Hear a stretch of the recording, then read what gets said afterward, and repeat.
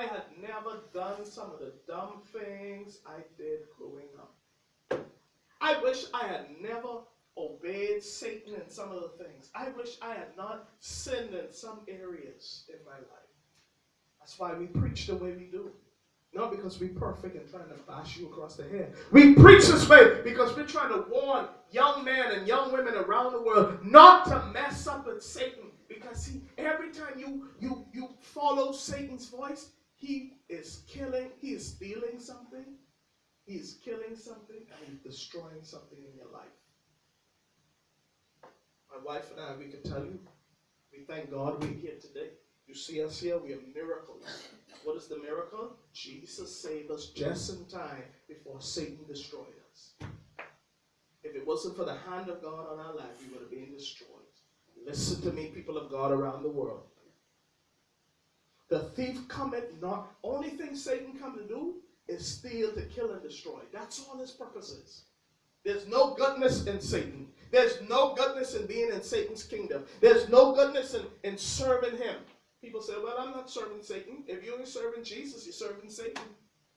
If you're not living for Christ, you're living for Lucifer. If you're not 110% in Jesus, you are leaving room for Satan. If you're doing stuff on Sunday praising God, and through the week you're living and doing other things contrary to the word of God, you are living for Satan. Either you're all in with Jesus or you're all out. There's no middle ground. My wife and I, we share like this so passionately. Why? Because we understand every time you are doing sin, Satan has power to kill, to steal, to kill, and destroy from you.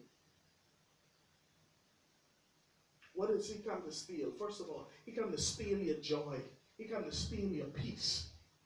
And the most important thing he steals is your life. What do I mean by that? He might kill you right away. But guess what? When you're 15 and you're messing around, he steals those years. In your teenage years, when you should be in college, when you should be getting a job, when you should be moving on in your family, in your early 20s, when you should be married and having children and enjoying life. What is Satan doing when you're outside? He's stealing your years. Stealing. You know how many people were on drugs for many years, and when they come off, they finally realize, oh my God, I'm 40, 50. They can't do much no more in life.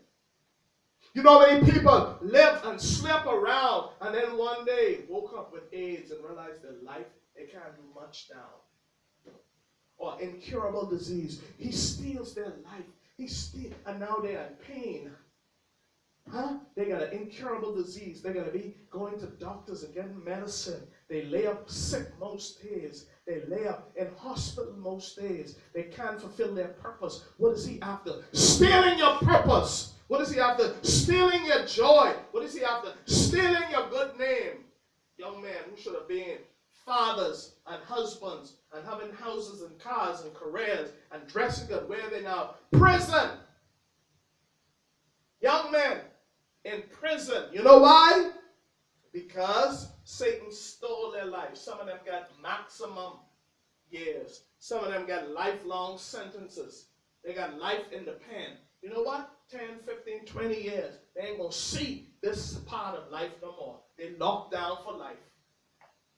He stole their life when they should have been playing ball, when they should have been on the beach, when they should have been traveling around the states, when they should have been shopping, when they should have had their wife and their children, when they should have had their car and their house and their home and their good paying job. He stole all that from them. When you play with Satan, he'll steal your life. You wouldn't see sunshine. Or if you pass that time and you make it out, even if you come to Jesus Christ, you know what happens? You lose so much of your young years. When you really catch yourself, God could only keep you until he comes. He can't really use certain people. You know why? They wasted all their years.